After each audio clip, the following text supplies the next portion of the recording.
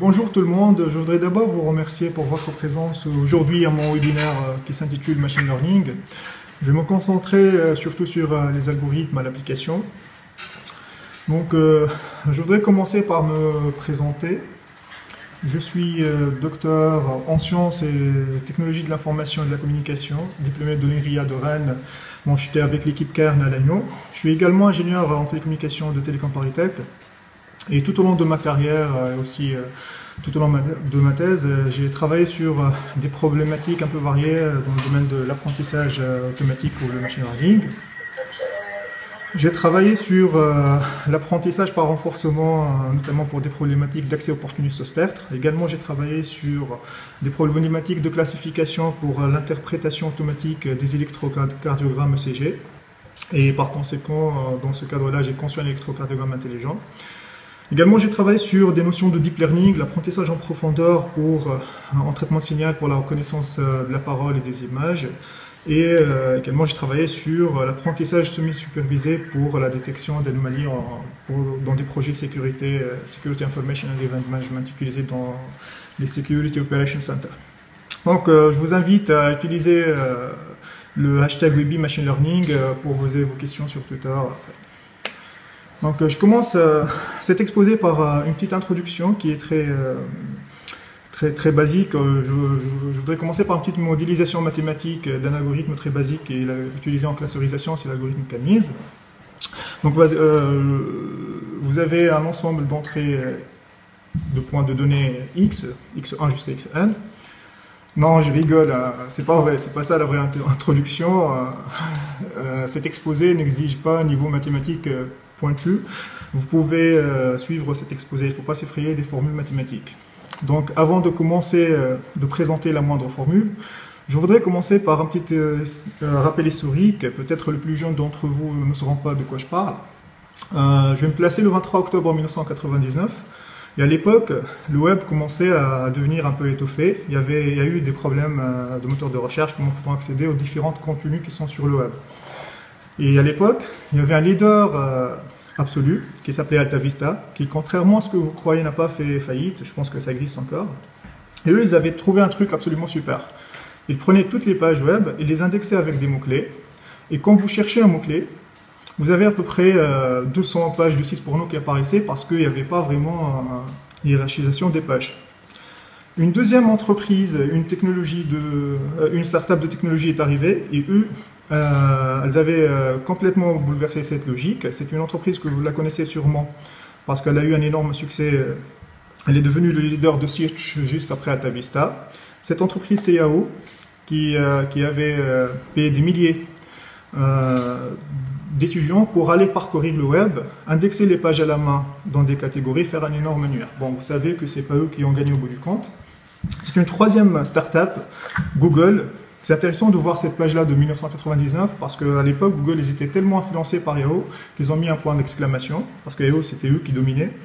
Et eux, ils se sont dit qu'au lieu d'indexer ça à la main, on va dire que la totalité du web et les liens entre les différentes pages contiennent une telle information, une information latente sur la pertinence de page, que l'exploration de cette information par des algorithmes automatisés est la meilleure façon de hiérarchiser le web.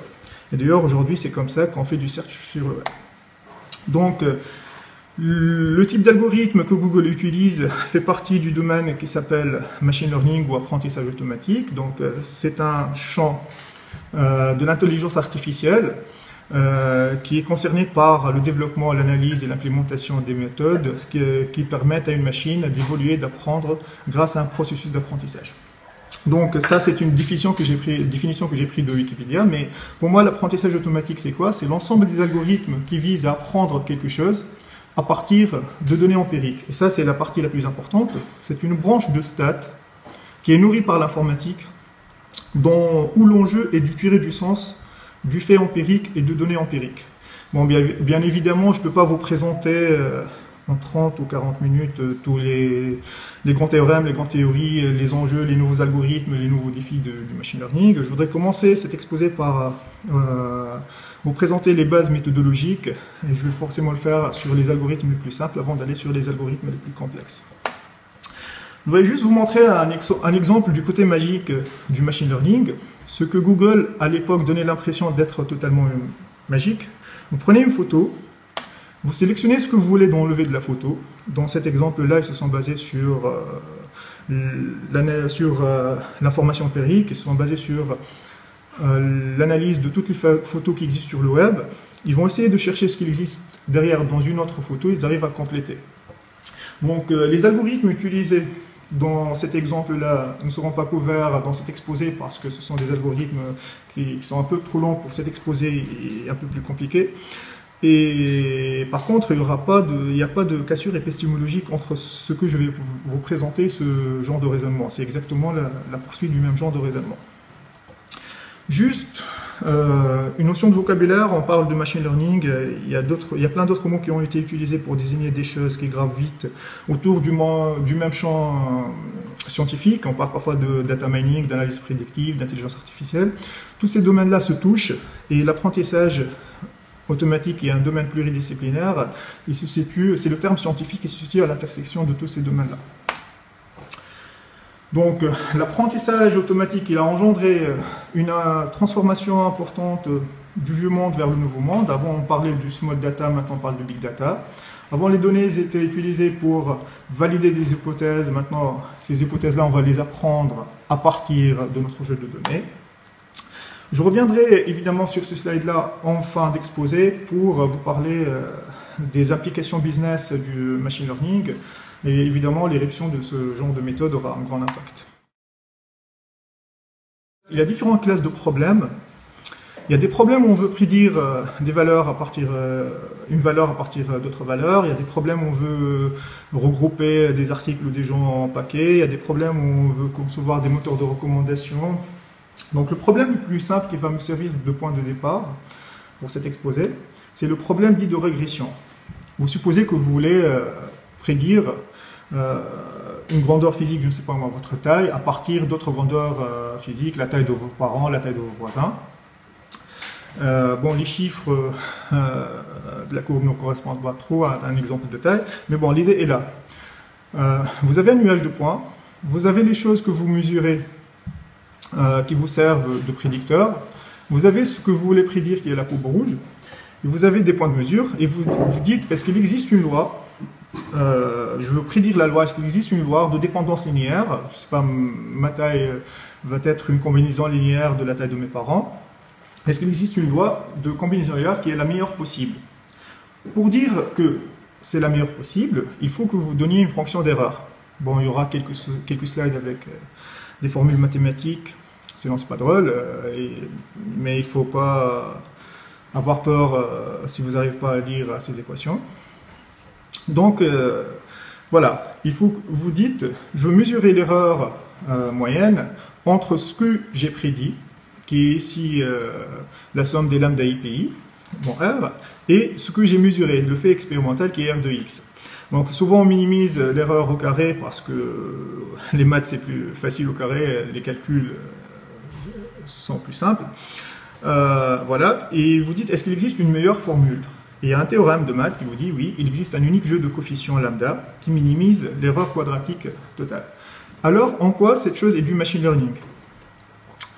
Essayons de formuler les choses autrement. On va dire que je cherche une loi qui prédit un phénomène physique à partir d'un autre. La seule hypothèse que j'ai faite, c'est que j'ai dit que ma loi, c'est une loi de dépendance. Par contre, je ne connais rien du tout sur les équations. Sur les coefficients de dépendance linéaire. Je ne connais pas quels sont les plus gros, les plus petits.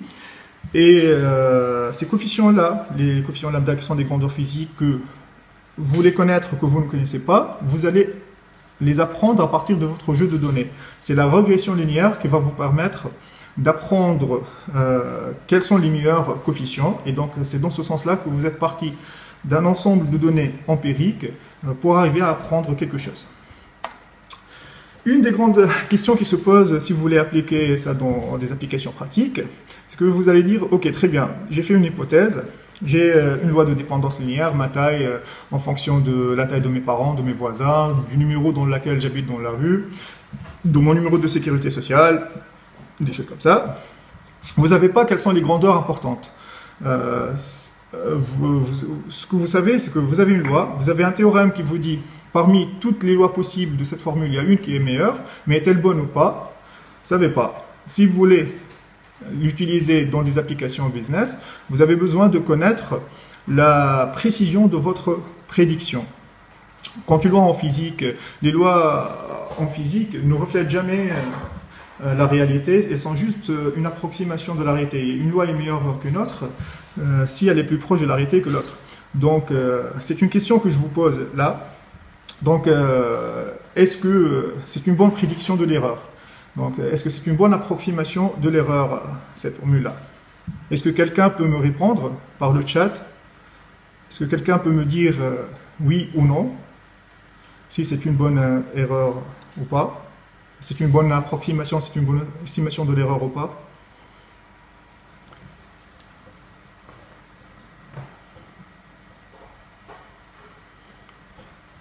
Bon. Bon, si vous allez me dire oui, c'est que les gens qui vont dire oui, ils vont tomber dans le piège que j'essaie de préparer depuis tout à l'heure. C'est que, voilà, ça c'est une phrase que probablement votre banquier vous a dit lorsque vous souscrivez un placement financier. La performance du passé n'est pas forcément un bon indicateur de la performance future. Je vais prendre un exemple. J'habite au 13, je mesure 1,90 m et mon dataset, ma population c'est moi. Et ma loi, c'est de prédire la taille des gens à partir du numéro dans lequel elle habite dans la rue. Donc là, ici, ma loi, c'est mon coefficient de proportionnalité, 190 divisé par 13. Donc j'ai une loi parfaite. J'ai une loi qui passe exactement par tous les points de mon dataset expérimental. Donc j'ai une mesure d'erreur qui est nulle sur mon dataset d'apprentissage. Voilà. Eh bien, les banquiers, parfois, ils ont raison.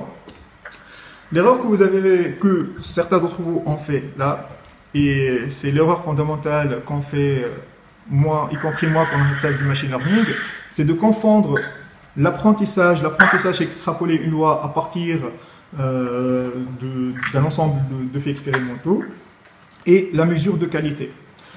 En médecine, on appelle ça parfois l'effet placebo. Si vous avez besoin de mesurer finement la qualité d'un médicament, son impact pour traiter un certain nombre de maladies, vous êtes obligé de le faire avec quelque chose qui va vous jouer le rôle d'un ensemble de contrôle.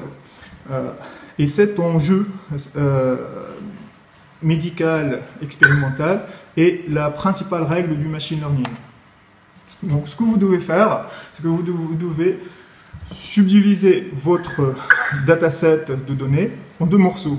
Un ensemble qui va s'appeler trainset, qui va être utilisé pour former le modèle, pour entraîner le modèle, et un ensemble de contrôles qui va vous servir pour évaluer la qualité de votre modèle.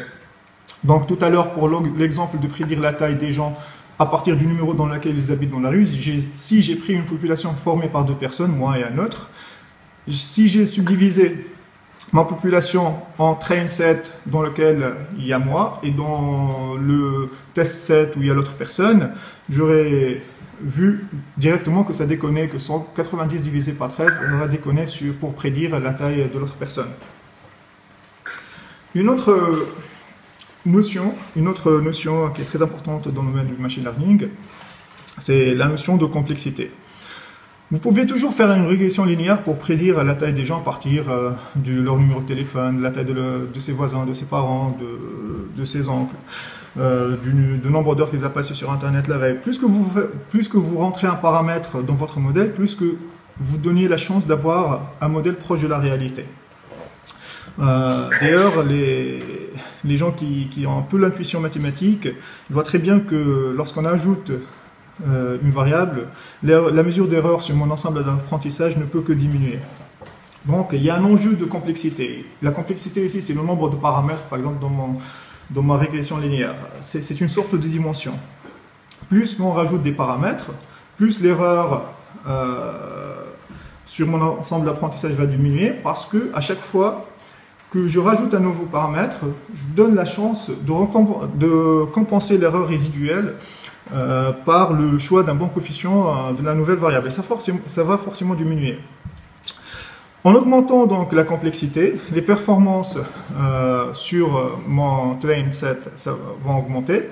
Donc, et là, je suis en train d'apprendre par cœur sur mon ensemble d'apprentissage. Donc, ce qui compte en gros, c'est le ratio entre la complexité, entre la dimension de votre modèle et le nombre d'individus dans votre population d'apprentissage. C'est ça en gros qui va contrôler le fait d'apprendre par cœur ou pas. Et donc, d'ailleurs, vous ne pouvez pas ajuster 10 variables avec 10 individus. D'ailleurs, c'est pour ça la recherche en génomique, elle est assez difficile parce qu'un génome ayant énormément de variables élémentaires, tous les travaux qui ont été publiés en génomique, ils se reposent sur un échantillon de 200 personnes. Ils vont calculer, voir la variance pour prédire je ne sais pas quelle maladie à partir d'une dizaine de millions de prédicteurs élémentaires. Donc si vous augmentez votre complexité, vous augmentez la performance sur votre train set. Par contre, au bout d'un moment, la performance sur votre test set, elle va se mettre à se dégrader. Et le meilleur niveau de complexité, c'est le minimum de la fonction test. Donc, notez que cet ajustement de complexité, vous pouvez toujours le faire à la main parce que vous avez subdivisé vos données en train et en set. Vous allez essayer différentes classes de modèles et voir le comportement des fonctions d'erreur des deux fonctions d'erreur parce que votre test set, il est aussi issu de façon empirique. Et donc, ce que je vous présentais là dans un cadre très réducteur, dans un cadre très simple d'un algorithme bêta qui est la régression linéaire qui est déplacé et fondamentalement la base conceptuelle de toutes les procédures du machine learning. Donc, j'aime bien cette citation, machine learning is like cooking. Vos ingrédients sont les données, la cible, ce que vous voulez prédire à partir de votre donnée, et vous avez des classes de modèles. Et là, c'est votre savoir-faire, votre connaissance de l'objet que vous étudiez et de la discipline du machine learning joue un rôle. Une classe de modèle contient un certain nombre de paramètres que vous ne connaissez pas à la base, que vous allez les apprendre. Apprendre en machine learning, c'est ajuster ce nombre de paramètres, chercher les bons coefs qui optimisent quoi? Qui optimisent la fonction objective. Et c'est la fonction objective qui va vous informer sur la qualité du fit de votre modèle que vous avez choisi. Une fois que vous êtes dans ce cadre générique, il y a une notion de complexité qui s'ajoute, qui peut être vue comme une température de cuisson, ou un enjeu de dimension, et c'est comme ça qu'on apprend les choses.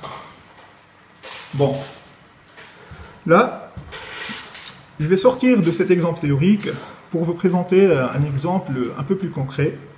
Supposez que vous avez des millions d'utilisateurs, vous êtes un marketeur, vous avez l'information parcellaire, vous avez pour chaque utilisateur un pseudonyme, je sais pas, ou une adresse mail. Vous avez des données comportementales, ça peut être des données d'achat par exemple, et vous avez, mais pas pour tout le monde. Et vous avez des données d'âge et de sexe pour 1% des utilisateurs. Est-ce que vous pouvez apprendre des choses de votre base de données? Est-ce que peut-on prédire par exemple l'âge et le sexe pour tous les utilisateurs? Alors ce qu'on va supposer, c'est qu'il y a, l'hypothèse qu'on va supposer, c'est qu'il y a une relation entre les pseudonymes et l'âge et le sexe. Si vous appelez Pitchounette, par exemple, ne peut pas être probablement un homme de 65 ans. Ici, vous êtes un, c'est plutôt que vous avez envie qu'on vous prenne pour quelqu'un d'autre.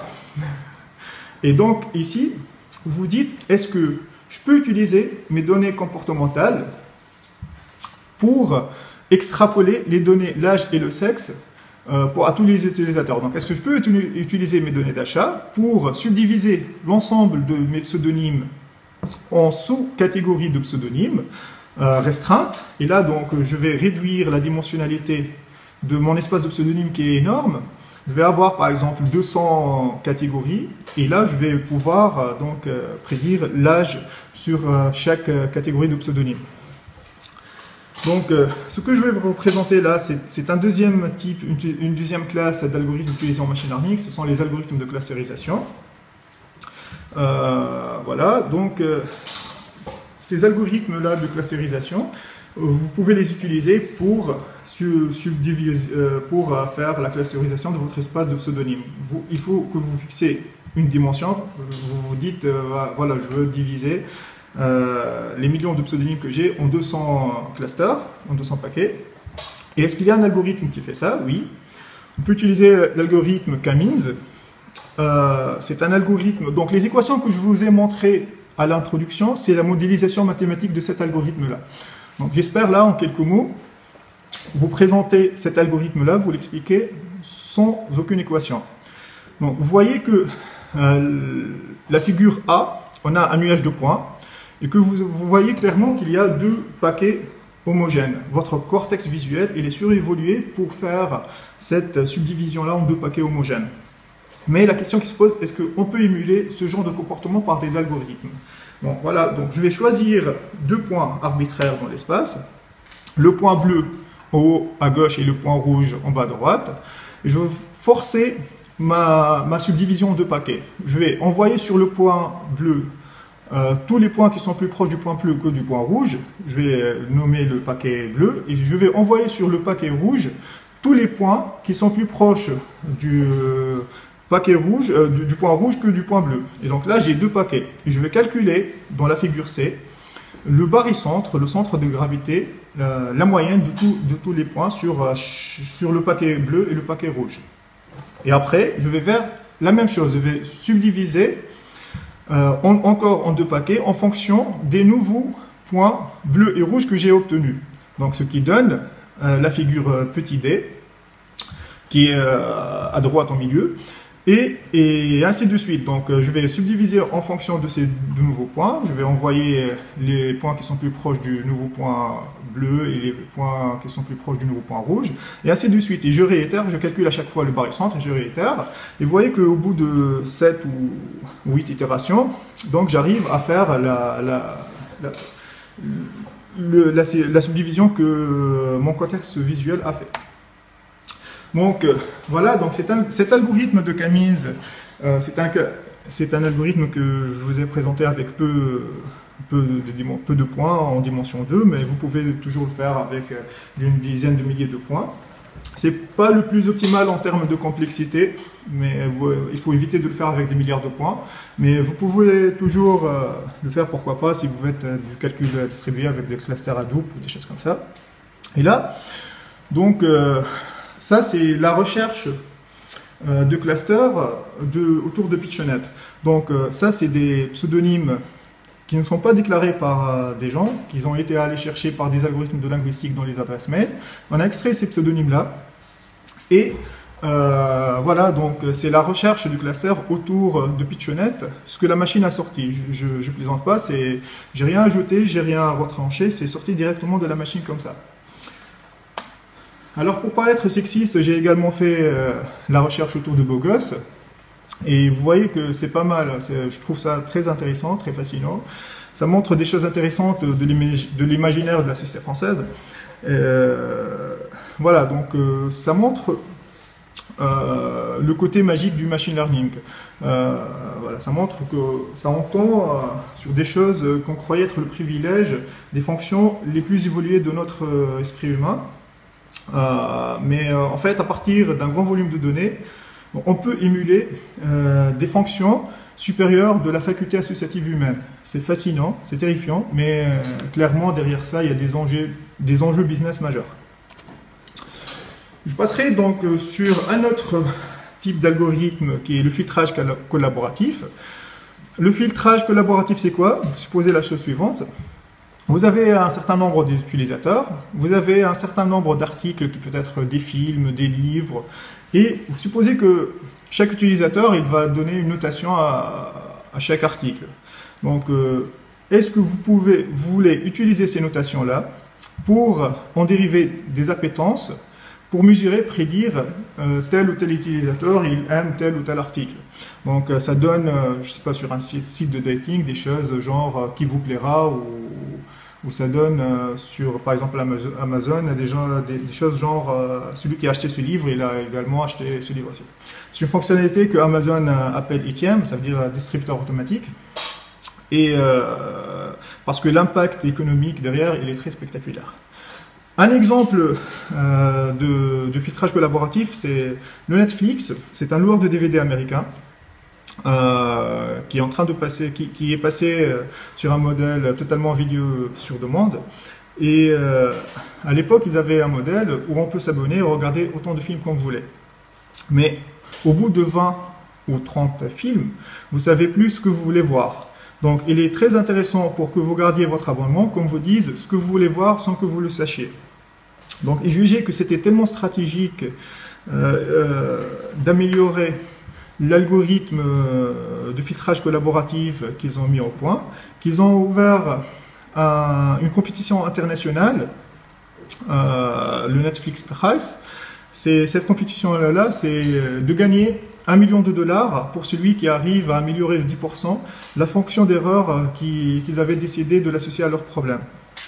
Et donc voilà, c'est une compétition qui a pris 3 ans et c'est finalement les gens du Yahoo et de TNT qui ont gagné.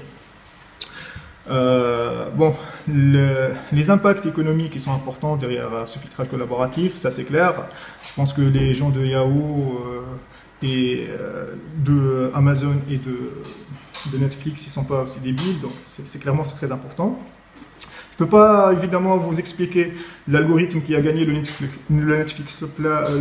Prize parce que j'ai pas le temps là. Par contre, ce qui est important dans votre affaire, vous dites qu'il faut que vous donniez une fonction objective. Vous supposez que vous avez des notes entre 1 et 5, vous prédisez la note et vous minimisez l'erreur quadratique. Voilà, donc ici, comment ça fonctionne? Donc, je vais vous introduire une notion très importante ici en machine learning, c'est ce qu'on appelle le feature latent. Un feature, c'est une caractéristique, c'est une sorte d'attribut. Supposez que votre film, il a un certain nombre d'attributs. Vous avez, je sais pas, un film qui contient des scènes drôles, des scènes pornographiques, des scènes violentes, et vous avez donc chaque utilisateur, il a une certaine sensibilité pour ces attributs-là. Donc pour prédire ou mesurer l'appétence d'un utilisateur à un certain film, ce qu'on va faire, c'est qu'on va apprendre en machine learning. On va non seulement apprendre les appétences, mais également on va apprendre ses features, on va apprendre ses attributs. Et donc, supposez que vous avez une dimension par exemple de 500, un film il possède 500 paramètres, 500 caractéristiques, vous placez votre ensemble d'utilisateurs dans un ensemble de dimension 500 et vous dites que l'appétence de mon utilisateur à ce film-là, et c'est le produit scalaire suivant. Donc, si vous avez 2 coefficients positifs, ça compte positivement. Si vous avez par exemple un film avec peu d'attributs et un seul utilisateur, ça compte aussi positivement. Mais dans le cas contraire, ça compte négativement. Alors, comment trouver ces attributs-là? Donc, on va optimiser. On va chercher les positionnements dans notre espace de film et d'utilisateurs qui minimisent l'erreur quadratique. Et donc cette minimisation-là, elle est faite par des algorithmes qui sont un peu plus compliqués, notamment l'algorithme de descente du gradient stochastique. Et c'est comme ça que ça fonctionne, donc la notion de feature latent. Donc cette notion de feature latent, elle est très importante parce que c'est ça qui va permettre de dépasser un certain niveau de précision dans les modèles d'apprentissage les plus complexes. Si vous regardez votre cortex visuel, comment il est fait, c'est un neurone de votre cortex visuel, il est structuré en couches. Et donc chaque couche, elle permet d'extrapoler des features de plus en plus abstraits. Donc vous avez votre première couche qui est votre rating, qui veut dire voilà, là, tiens, il y a une droite, une deuxième couche qui va dire voilà, il y a une ligne oblique, ça peut être forcément un bateau, et ainsi de suite. Et au final, vous avez une couche qui va vous dire voilà, tout ça c'est un paysage au bord de mer. Donc voilà, ça c'est pas une blague. On arrive maintenant à coder des concepts de haut niveau avec des neurones. Donc on a pu mettre en évidence par des outils visuels qu'il y a un neurone dans le cerveau d'une femme qui s'excite, qui s'active à chaque fois que l'image de Jennifer Aniston apparaît. Ils ont pu mettre en évidence aussi pour Luke Skywalker que vous avez certainement un neurone qui s'active pour Luke Skywalker. Donc, et ça montre l'impact de la structure en couche de feature latent et de ces neurones-là. Je vais reprendre cette slide de comparaison entre le vieux monde et le nouveau monde. Donc, ce qu'il faut apprendre, c'est que, surtout, les données dans le machine learning, ils sont utilisées pour générer ces hypothèses. Les hypothèses, vous ne les connaissez pas à la base, vous allez les apprendre. Et c'est ça la partie la plus sensible du machine learning. Aussi, avant l'expertise humaine, elle a son dernier mot. Là, on peut trouver pas mal d'applications où le logiciel décide à la place de l'être humain. Bon, il y a certaines applications, telles que des applications de sécurité, où nécessite encore l'expertise humaine. Mais bon, voilà, on a pu réaliser une grande évolution en termes de temps pris pour la décision. Et si vous voulez voir si vous êtes dans le vieux monde ou dans le nouveau monde, vous regardez votre format d'output. Si vous avez un fichier PowerPoint qu'une équipe de stats a mis 6 mois pour le faire sortir, c'est que vous êtes forcément dans le vieux monde. Sinon, si vous avez un flux XML ou JSON ou quelque chose qui est intégré avec une base SQL, c'est que vous êtes dans le nouveau monde. Donc, là, je voudrais mettre le point sur la chaîne de la valeur ajoutée de la data. Bon, on sait tous que donc, la valeur ajoutée de la data commence par la collecte, après l'enregistrement. Il y a une étape ici de nettoyage, de filtrage pour extraire les données les plus pertinentes. Après, la partie de modélisation de prédiction et de décision, c'est la partie la plus critique dans toute la chaîne de valeur ajoutée de la data. Je ne pense pas que tout le monde va maîtriser tous les points de la chaîne de la valeur ajoutée de la data. Moi, d'après mon expérience, tous les gens que j'ai rencontrés tout au long de ma carrière et qui font face à ce genre de problématiques, ils sont conscients que c'est vrai, il y a un énorme potentiel derrière ça qu'on peut exploiter, mais ils ne savent pas quoi faire. Ils ne savent même pas qui embaucher. Est-ce qu'on embauche des statisticiens? Est-ce qu'on embauche des mathématiciens, des informaticiens? Donc, c'est un conseil que je vous donne, c'est au lieu d'aller dans le fantasme, de maîtriser tout le point de toute la chaîne de valeur ajoutée de la data, il faut que vous fixez votre fonction objectif. Qu'est-ce que vous voulez optimiser avant d'aller dans le fantasme de maîtriser tous les points de la chaîne, et comment vous allez mesurer votre succès, comment vous allez évaluer la qualité des méthodes que vous allez exploiter pour les procédures de machine learning sur votre data. Je vous invite à télécharger mon livre blanc sur le machine learning que vous allez trouver sur ce lien-là, et ainsi que les slides de la présentation. Je voudrais vous remercier pour votre attention et je vous invite à noter vos questions. C'est quoi le deep learning? Ok, bon, le deep learning, c'est un domaine d'apprentissage automatique qui permet d'apprendre des concepts évolués de haut niveau en commençant par apprendre des concepts élémentaires. En fait, dans le deep learning, on va tenter d'apprendre les modèles de données. On va essayer de modéliser les données avec un très haut niveau d'abstraction. Et pour cela, on va utiliser différentes architectures de transformation non linéaires pour ça. Mais voilà, donc c'est un sous-domaine d'apprentissage qui vise à apprendre les modèles de données, en gros, c'est ça. Pourquoi pas utiliser ces algos à croiser des informations sur les réseaux sociaux et créer un outil de veille technologique? Oui, bien évidemment, on peut exploiter ce genre d'algorithmes pour faire des outils comme ça. Notamment, je pense que ça existe ça déjà. Il y a des gens qui ont commencé à mettre en évidence. Il y a un outil qui s'appelle Social Link Chain. C'est un outil japonais qui permet de faire ce genre de problématiques sur les réseaux sociaux. Bon, après, j'ai une question. Comment nettoyer les données pour les préparer à l'analyse? Nettoyer les données, il y a différentes méthodes utilisées pour nettoyer les données, notamment la méthode la plus simple, c'est le filtrage. Vous pouvez faire plusieurs types de filtrage. Bon, je ne peux pas vous donner un détail mathématique sur les filtres utilisés pour nettoyer les données, mais il y a plusieurs sortes de filtrage, les filtres FIR, les filtres IR, les filtres de Kalman. Bah, si vous avez besoin de connaître ça plus en détail, vous pouvez prendre contact avec moi pour on peut parler de ça. Quel volume de données faut-il avoir pour avoir de bonne qualité? Maintenant, la question du volume de données, je pense qu'elle ne se pose plus. Je pense qu'on est vraiment dans l'ère Big Data. Donc, on va avoir forcément un grand volume de données.